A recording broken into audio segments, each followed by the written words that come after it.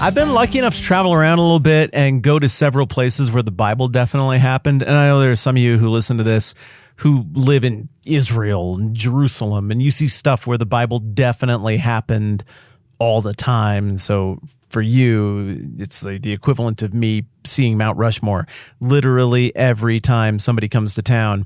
And it's like, hey, show us around a little bit. Oh, we're going to Mount Rushmore. And it's really cool. And it's like a modern wonder of the world, but also I live right by it and I see it a lot. So I get that for some of you, it's not that big a deal to see places where the Bible happened. But for me, living in the American West, it's amazing after a long journey to go to this place and to picture it and feel the humidity or lack thereof in the air, to feel the seasonal temperatures, to smell it, to look around and be like, oh, this is what those characters would have seen in all directions from here. Fascinating. The story just comes alive. And so I love these places that are very specifically described in the Bible and where you can still go and be like, oh, this is exactly it. This is exactly where this character was standing. And that's what we get here in Esther chapter 2 as we get this story about Mordecai sitting at the king's gate in Susa. You can still go to this spot if you have the right passport.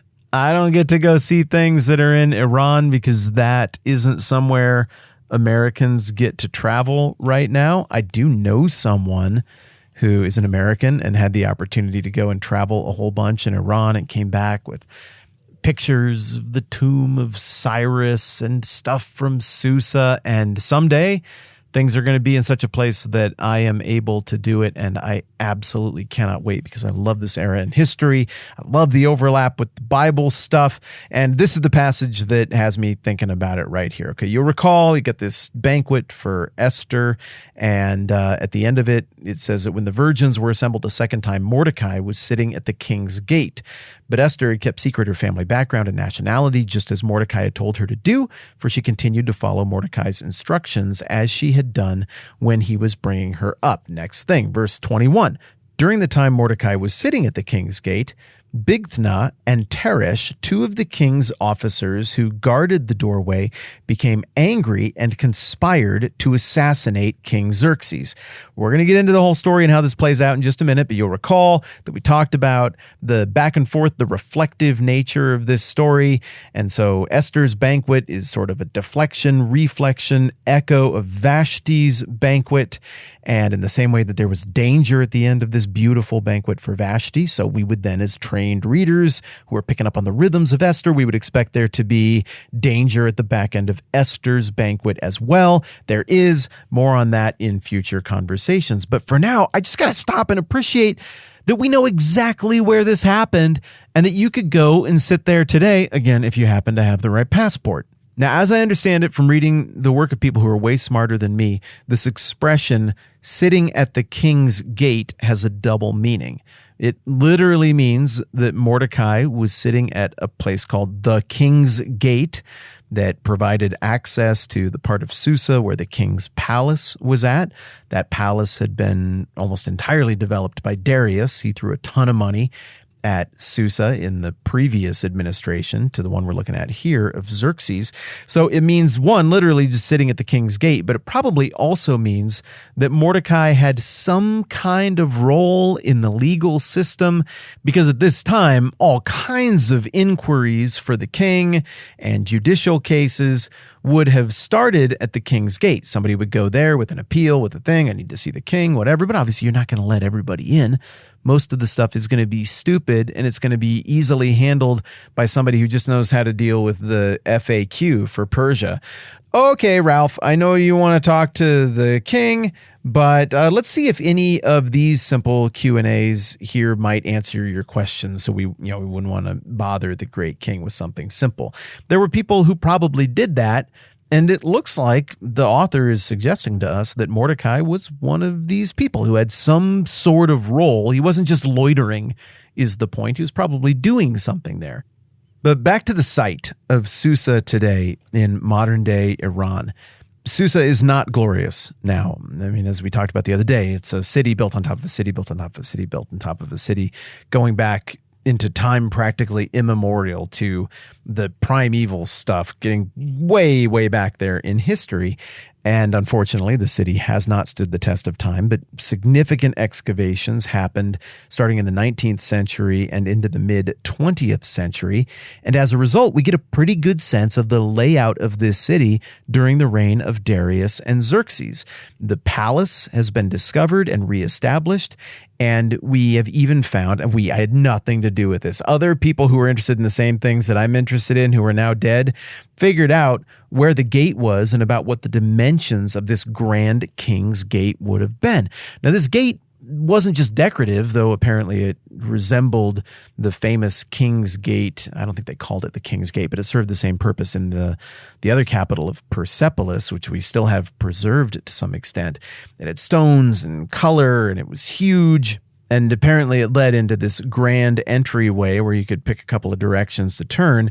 And it was through this gate that you could get to the actual king's court, the place of greatest influence and import in this entire world. And of course, very few of the people who came to this gate would ever get through it. But if you did, we can see, I'm looking at it right now, I'm looking at pictures of this.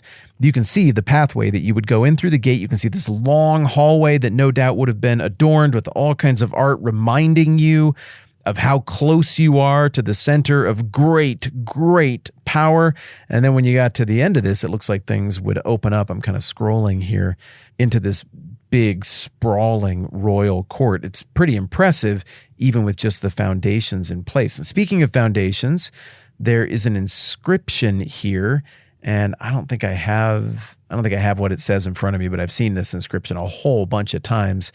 It says more or less that this was built by Darius the Achaemenid, and that it was improved or fixed up by Xerxes, his son, or at least that's what we can deduce from the inscription, is that one generation after the building of this thing, it was apparently a little bit wobbly and needed some repairs, and Xerxes is the one who did that. So who knows, maybe those repairs and the clinking of hammers and everything were going on in the background while Mordecai is sitting here at the gate, and all of this stuff is going on. The timeline seems to add up pretty tightly there.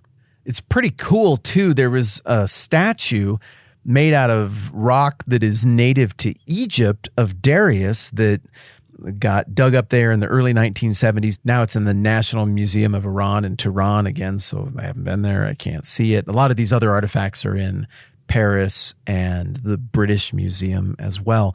But this particular statue of Darius, which sadly lacks the head, shows him portrayed in sort of an Egyptian style, and it's got hieroglyphics on the bottom. I don't remember what they said, and I didn't think to look it up for you.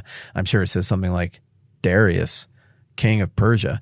But he was very connected to Egypt, and I think it's cool that we've got that kind of a sculpture there that demonstrate the Egyptian connections, because one of the other big stories that we have about stuff happening at the city gates of Susa from the ancient world outside of Esther is from Herodotus, who tells us about this guy named Silason, who encountered Darius when he was still a nobody in Egypt. Says, when Cambyses, the son of Cyrus, was marching upon Egypt, many Hellenes, it's Greeks, arrived in Egypt, some, as might be expected, joining in the campaign. And among them was this guy named Silason, who was from Samos. He was in exile. And Silason had this super fancy coat, this mantle, and it was flame colored. And Darius sees the coat while they're both wandering around in the market, and they meet by chance. It says at this point Darius was just a spearman for King Cambyses. And Darius presumptuously is like, I'd like your coat. What can I pay you for it? And Silason, for whatever reason, is like, just take it, man. And, just remember me. That's kind of odd. Well, later, Darius, of course, goes on to become the king of everything, and Silason shows up at the gates of Susa. It says, accordingly, he went up to Susa and sat down at the great entrance of the king's palace and said that he was a benefactor of Darius. The keeper of the door, depending on how late in his reign this happened, was that maybe Mordecai? Was Mordecai maybe sitting right there? This sounds like one of the officials who sits at the gate of the king, just like Mordecai. The keeper of the door, hearing this, reported it to the king, and he marveled at it and said to him, and it doesn't matter. After that point, it sets in motion a thing where the king receives the guy and offers him a bunch of gold, and Silason is like, no, I want you to help me take my island home back that I've been exiled from. And so Darius agrees to sweep the island clear of all of the people who exiled him, and Silason gets set up as the owner of this island. And I guess that's why you want to be nice to people you're pretty sure are going to be king later on. The point is, the way the gate of Susa looks from archaeology, the way it is described in the book of Esther, the way it is described in the histories of Herodotus, it all adds up to give us a really vivid picture of not just what this looked like, but what happened at this gate and how influential and important a place it was. It really was a very significant court of power just outside the actual court of power. Again, undergirding that idea that proximity to the king and his influence was the most powerful, most valuable thing that existed in the Persian world. So I think that's super cool. I think it's super cool that you can see pictures of what's left of this thing. I think it's super cool that if you're allowed to go to Iran, you can walk in there, you can count the paces for what it would look like to get in there. You can imagine what it was like for these different characters to be moving around the palace as we unwrap the story of all the palace intrigue happening here throughout the rest of the book of Esther. It's just cool that we know the setting of this particular story, and if you're able, you could physically go there and kind of feel the rhythms of the setting of this story that much better. Okay, next time around, we're going to talk about what actually happened sitting there at the gate, and I think it's pretty interesting stuff. All right, I'm Matt. This is the 10-Minute Bible Hour podcast. Let's do this again soon.